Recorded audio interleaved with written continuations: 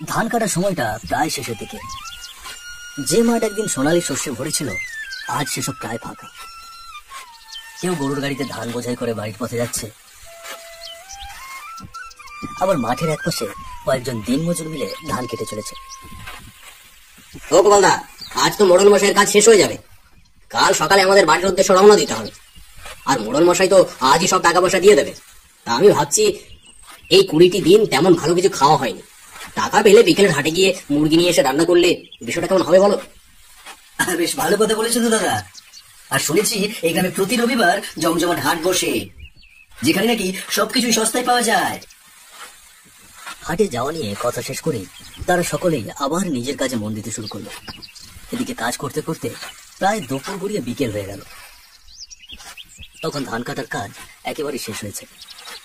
সকলে মিলে কাজ সেরে মাঠ থেকে গ্রামের রাস্তা দিয়ে হাঁটতে হাঁটতে মোড়লের বাড়ির সামনে এসে পৌঁছল। মোড়ল মশাই, ও মোড়ল মশাই, বাইরে বেরিয়ে আসুন, ধান কাটার কাজ সব শেষ। কিছুক্ষণ পরে মোড়ল মশাই দরজাটি শব্দ করে খুলে বাইরে বেরিয়ে এলেন। মুখে এক শান্তির হাসি, পরনে সুন্দর একটি পাঞ্জাবি, বয়স তার আনুমানিক 60-65। তোরা এসেছিস? সব কাজ শেষ হয়ে গেছে বুঝি? মোড়ল মশাই, সব কাজ একেবারেই শেষ। তোদের কাজের গতি দেখে আমি ভীষণ খুশি। 20 দিনের মধ্যে তোরা অনেক গুরুত্ব দিয়ে সব ধানের কাজ শেষ করেছিস। মোড়ল তাদের কাজে ভীষণ খুশি হলেন। এই 20 দিনে তারা যথাযথভাবে কাজ করে আজ সবকিছু একেবারে শেষ করেছে। এরপর মোড়ল তার পাঞ্জাবির পকেট থেকে বেশ কিছু টাকা বের করে গোপালের হাতে দিলেন। এই নে, তোদের পাওনা সব টাকা আমি দিয়ে দিলাম, সঙ্গে কিছুটা বাড়তি টাকাও আছে। ওটা ওটা তোদের বকশিস, কেমন? ওটি দিয়ে তোরা বরং ভালো মন্দ যা খুশি কিনে খেয়ে নিস। ঠিক আছে মোড়ল মশাই, আপনাকে অনেক অনেক ধন্যবাদ। তবে কাল যাওয়ার আগে আমার সঙ্গে কিন্তু দেখা করে যাস। এটি বলেই মোড়ল মশাই সেখান থেকে চলে গেলেন। এদিকে বকশিস পেয়ে সকলের মুখে ছিল বেশ হাসি। ও গোপালদা, মোড়ল মশাইয়ের বকশিস দিয়েই তো মুরগি কেনা যাবে। ওহ, কতদিন ইচ্ছে করছিল গো মুরগির কষা মাংস খেতে। তা বেশ তো ভালোই হলো।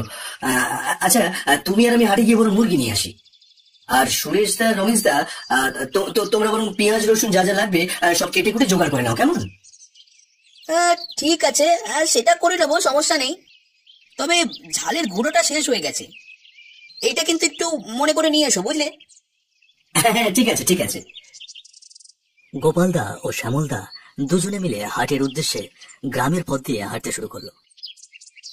চারপাশে সবুজ গাছপালা আর বয়ে চলা, কি অপরূপ দৃশ্য। হা হা গোপালদা, কি সুন্দর পরিবেশ গো। গ্রামটি আসলে প্রকৃতিতে ভরা, তাই না? কি ঠিক বললাম তো? হ্যাঁ গো শ্যামলদা, একদম ঠিক কথা বলেছো। হাঁটতে হাঁটতে তারা হাটে এসে পৌঁছলো। আজ গ্রামে বসেছে এক বড় হাট। প্রতি রবিবার এখানে মুরগি, মাছ থেকে শুরু করে তরি তরকারি সবকিছু সস্তায় পাওয়া যায়। শ্যামলদা, ওই যে দেখো, হ্যাঁ ওই দিকটায় বেশ কয়েকটা মুরগির দোকান আছে। চলো সেখানে গিয়ে বরং দেখি ওরা কত দাম চাইছে। দুজনে সোজা হেঁটে মুরগির প্রথম দোকানের সামনে গিয়ে দাঁড়ালো। দোকানটিতে এক বৃদ্ধ মানুষ ছিলেন, তার মুখে গম্ভীর ভাব। কাকা, মুরগি কত করে নিচ্ছ গো? কোনটা লাগবে আগে নাও, দাম নিয়ে কোনো সমস্যা হবে না। আমার দোকানের মুরগি বেশ সস্তাতেই পাওয়া যায়। না না কাকা, তুমি আগে দাম বলো, তারপর আমরা মুরগি নেব। বুঝতে পারছি, তোমরা এই গ্রামে নতুন এসেছো, তাই তো আমার কথা এত জবাব দিচ্ছ। তা বেশ, তার দাম না শুনে যখন মুরগি নেবে না, তবে থাক, আমিও মুরগি বিক্রি করবো না। আরে অদ্ভুত লোক তো, কিন্তু পাশের দোকানের মুরগিগুলো যে তেমন একটা ভালো লাগছে না। কি আর করার, নিয়ে দেখি কত দাম বলে। কি বলছো শ্যামলদা? সেটাই করবো দাদা। আচ্ছা কাকা, তুমি আমাদের ভালো দেখে 3টে মুরগি দাও। বৃদ্ধ লোকটি তাদের কথার কোনো উত্তর না দিয়ে একটি বড় সড়ো ব্যাগে 3টি মুরগি ভরে তাদের হাতে দিল। তা কাকা, তোমাকে কত টাকা দেবো এবার বলো তো? 400 টাকা দিলেই হবে। কি বলছো কাকা, 400 টাকা? এত কমে দিয়ে দিচ্ছ? যে মুরগি দিলে তার দাম তো কম করে হলেও প্রায় 700 টাকা হবে। আহা দাদা, কমে দিচ্ছি যখন নিয়ে নাও না, আমাদেরই তো লাভ। বৃদ্ধ লোকটি কোনো উত্তর করলেন না। গোপাল দাও কিছু না বলে লোকটিকে টাকা দিয়ে দিল। তারপর তারা সেখান থেকে হাঁটতে হাঁটতে একটি মুদি দোকানের সামনে এসে দাঁড়ালো। দাদা 50 গ্রাম গুঁড়ো মরিচ দাও তো। এই তো এক্ষুনি দিচ্ছি। ও গোপাল দা, আকাশের অবস্থা তেমন ভালো না গো, বেশ মেঘ করেছে, এখনই বুঝি ঝমঝম করে বৃষ্টি নামবে গো। তাই তো দেখছি। ও দাদা একটু জলদি দাও না, দেখছো না আকাশের অবস্থা ভালো না। দোকানি তাদের তাড়াহুড়ো করে গুঁড়ো মরিচ দিয়ে দিল। তবে আর তাতে যেন কোনো প্রকার লাভ হলো না। এক মুহূর্তে ঝমঝম করে শুরু হলো মুষলধারে বৃষ্টি, সঙ্গে বজ্রপাতের ঝলকানি। ও এই যে মহা বিপদে পড়লাম রে, এই যে একদম মুষলধারে বৃষ্টি শুরু হয়ে গেল। দাদা তাই তো দেখছি। এই যে দাদারা, তোমরা বরং বসে পারো। দাদা তোমরা কোথা থেকে এসেছো? আগে তো কখনো এই গ্রামে দেখেছি বলে মনে হচ্ছে। আমরা ওই কলকাতার মধুপুর গ্রাম থেকে এসেছি, মোড়ল মশাইয়ের বাড়িতে কাজের জন্য। মোড়ল মশাইয়ের বাড়ি? ও তো সেই দক্ষিণের রাস্তা দিয়ে যেতে হবে। হ্যাঁ, সে রাস্তা সন্ধ্যার পরে একদম ভালো না, তোমাদের আরো আগে চলে যাওয়া উচিত ছিল। কেন, সেই রাস্তায় কি সমস্যা? শ্যামল তার কথা শুনে দোকানে একটু চুপ করে রইল। একদিকে বৃষ্টি প্রায় থেমে গেছে, তবে বৃষ্টি কমতে কমতে সন্ধ্যেও নেমে এসেছে। হ্যাঁ দাদা, রাস্তা নিয়ে কথা বলা খুব একটা ঠিক না।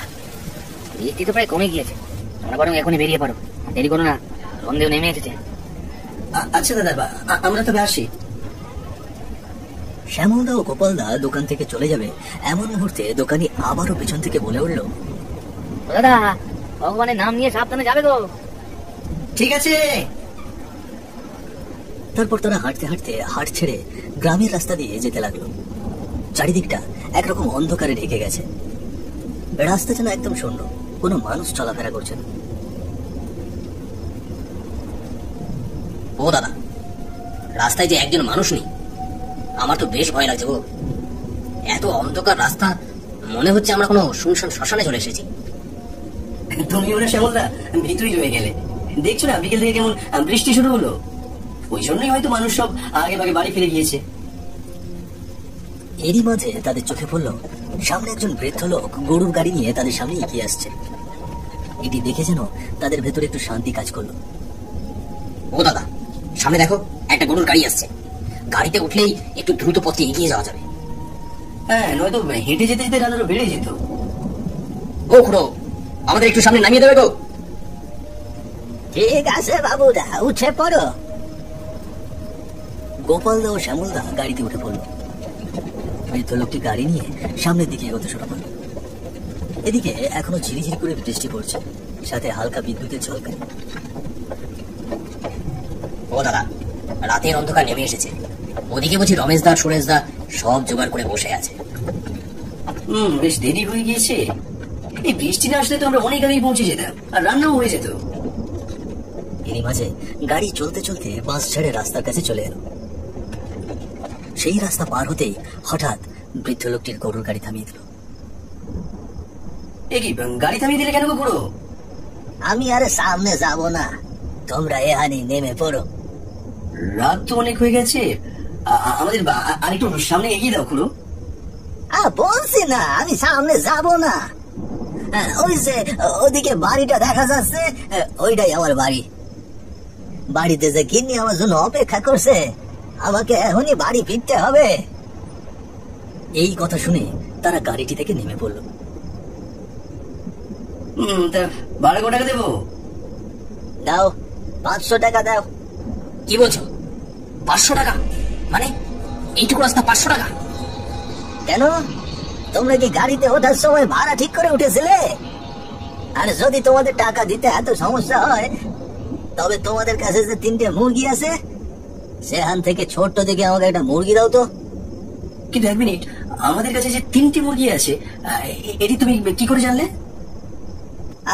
এত কথা কইছো কেন? যা বলছি করো। আমার গিন্নি আমার জন্য অপেক্ষা করছে, সে আমার কাছে মুরগি খেতে চেয়েছিল। একটা মুরগি আমাকে দিয়ে তারপর তোমরা চলে যাও। আচ্ছা ঠিক আছে, তবে তুমি চেয়েছো বলেই নয়, তোমার গিন্নি খেতে চেয়েছে বলে তবেই আমরা মুরগিটা তোমাকে দিলাম। এটা বলেই ব্যাগ থেকে একটি মুরগি বের করে দিয়ে তারা দুইজন সেখান থেকে হেঁটে সামনে এগোতে লাগলো। গ্রামের রাস্তা যেন আরো অন্ধকারে ডুবে গিয়েছে। কিছুক্ষণ হাঁটতে হাঁটতে বিকট এক বজ্রপাতের শব্দ হলো, সঙ্গে প্রচন্ড বেগে বাতাস বইতে শুরু করলো এবং তুমুল ঝড় বৃষ্টি নামলো। এ কি কাণ্ড দাদা! এই যে ঝড় শুরু হয়ে গেছে গো! এমন মুষলধারে বৃষ্টি সামনে এগোনো সম্ভব নয়। উফ, বিপদের আর শেষ নেই। একটু পিছনে তো ওই গরুর গাড়িওয়ালার বাড়ি ছেড়ে এলাম, আমরা বরং সেখানে গিয়ে একটু আশ্রয় নিই। ঝড় থামার পর তারপর নাহলে রওনা দেবো। ঠিক আছে, চলো চলো গো দাদা। কথা মতো তারা আবার পিছনে ফিরে হাঁটতে শুরু করলো। হাঁটতে হাঁটতে বৃদ্ধ গরুওয়ালার বাড়ির সামনে পৌঁছে তারা দেখতে পেল বাড়ির দরজা খোলা রয়েছে। এটি দেখে তারা সোজা বাড়ির ভেতরে প্রবেশ করল এবং একটি ভীতিকর দৃশ্য চোখে পড়ল। সামনের বিছানায় একটি নর কঙ্কাল শুয়ে আছে,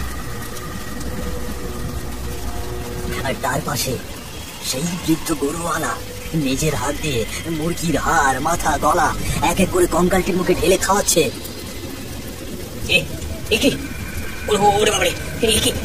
কাণ্ড হচ্ছে এখানে! শ্যামলদার চিৎকারের শব্দ পেয়ে বৃদ্ধ গরুর গাড়িওয়ালা তাদের দিকে রাগের দৃষ্টি নিয়ে তাকালো। এক মুহূর্তের মধ্যে তার শরীর এক ভয়ঙ্কর পিশাচে পরিণত হলো। তার চেহারা এতই কুৎসিত ভীতিকর যে কোনো মানুষ সেখানে দাঁড়িয়ে জ্ঞান হারিয়ে ফেলতে পারে।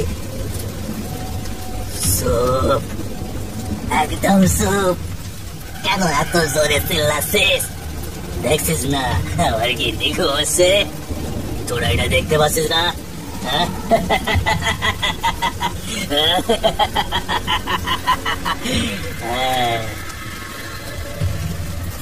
এমন ভয়ঙ্কর হাসি ও গলার স্বর শুনে তারা থর থর করে কাঁপতে শুরু করলো। পিশাচটি আরো ভয়ঙ্কর হাসি দিয়ে হাত সামনে বাড়িয়ে যেন তাদের মাংস ছেড়ে এখনই খেয়ে ফেলবে। এটি দেখে তারা দুজন হুঁশ হারিয়ে পাগলের মতো সেখান থেকে দৌড়তে শুরু করলো। দৌড়তে দৌড়তে তার একটি বিশাল বট গাছের সামনে এসে পৌঁছল এবং সেখানে ভয়ে বেহুঁশ হয়ে পড়ে গেল।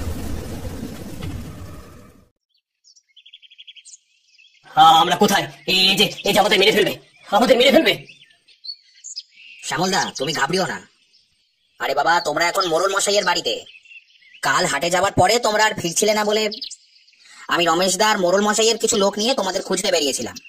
তারপর দেখি তোমরা ওই বট গাছের নিচে হুঁশ হারিয়ে পড়ে আছো। তখন আমরা তোমাকে সেখান থেকে তুলে এনেছি।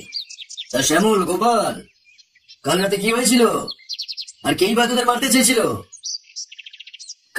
কাল সন্ধ্যা পেরিয়ে আমরা যখন মুরগি নিয়ে ফিরছিলাম, ঠিক তখন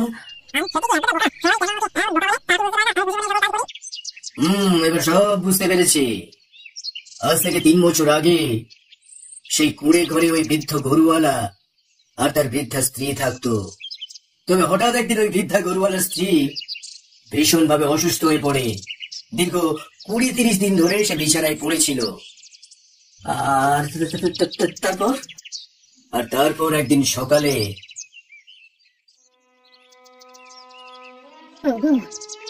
শুনছো? আমার না খুব মুরগি খেতে ইচ্ছে করছে। একটু মুরগি কিনে এনে খাওয়াবে? হ্যাঁ গো। তুমি খেতে চেয়েছো আর আমি আনবো না? আমি এখনই বেরিয়ে পড়ছি। ফেরার সময় তোমার জন্য বড় দেখে একটা মুরগি আনবো, নিশ্চয়ই আনবো। আর তারপরে সেই বৃদ্ধ গাড়িওয়ালা গরুর গাড়িটি নিয়ে বেরিয়ে পড়ে। সারাদিন গাড়ি চালিয়ে টাকা রোজগার করে। তারপর হাট থেকে গিন্নির জন্য একটি মুরগি কিনে নিয়ে সারাদিনের ক্লান্তি ভুলে হাসি মুখে গরুর গাড়ি নিয়ে বাড়ির পথে ফিরছিল। সে ছটফট করছিল কখন তাদের গিন্নির জন্য সেই মুরগিটা বাড়ি নিয়ে পৌঁছতে পারবে। কিন্তু ঠিক তখনই গ্রামের রাস্তা দিয়ে বৃদ্ধ গরুর গাড়িওয়ালাটি খুশি মনে মুরগি কিনে গরুর গাড়ি নিয়ে বাড়ির পথে ফিরছিল। তবে এদিকে হঠাৎ শুরু হলো তুমুল ঝড় বৃষ্টি, সঙ্গে বিকট শব্দে বজ্রপাত। এমনই সময়ে সে সবকিছু উপেক্ষা করে সামনে এগোতে থাকে। কিন্তু ভাগ্য তার সাথে ছিল। বিকট বজ্রপাত এসে তার গরুর গাড়িতে পড়ল, আর পুরো গরুর গাড়িতে এক নিমেষে আগুন লেগে গেল। শেষ হয়ে গেল সেই বৃদ্ধ গরুর গাড়িওয়ালার জীবন। তার আর গিন্নির জন্য মুরগি নিয়ে যাওয়া হলো না। ওই তার অসুস্থ গিন্নি শয্যাগত অবস্থায় সেই বিছানাতেই পচে মরে যায়, আর তার কঙ্কালটি সেখানেই রয়ে যায়। ওরে জানা যায় তার অতৃপ্ত স্বামীর আত্মা যে লোকই সন্ধ্যার পরে ওই রাস্তা দিয়ে মুরগি নিয়ে যেত, তার মুরগি সে তার গিন্নির জন্য নিয়ে যেত। আর যদি কেউ তার আসল রূপ দেখে ফেলত, তার জীবন বাঁচিয়ে সেখান থেকে ফিরে আসা অসম্ভব হয়ে যেত। তোদের ভাগ্য ভালো যে তোরা জীবন হাতে নিয়ে সেখান থেকে ফিরে এসেছিস। মোড়লের কাছে পুরো ঘটনা শুনে সবাই ভয় ও হতাশার মাঝে ডুবে গেল।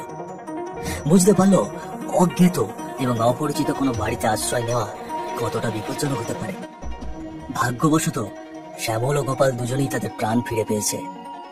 আজ থেকে তারা শিখলো যে কোনো বিপদ বা অজানা পরিস্থিতিতে সচেতন থাকা এবং নিরাপদ সিদ্ধান্ত নেওয়া কতটা গুরুত্বপূর্ণ।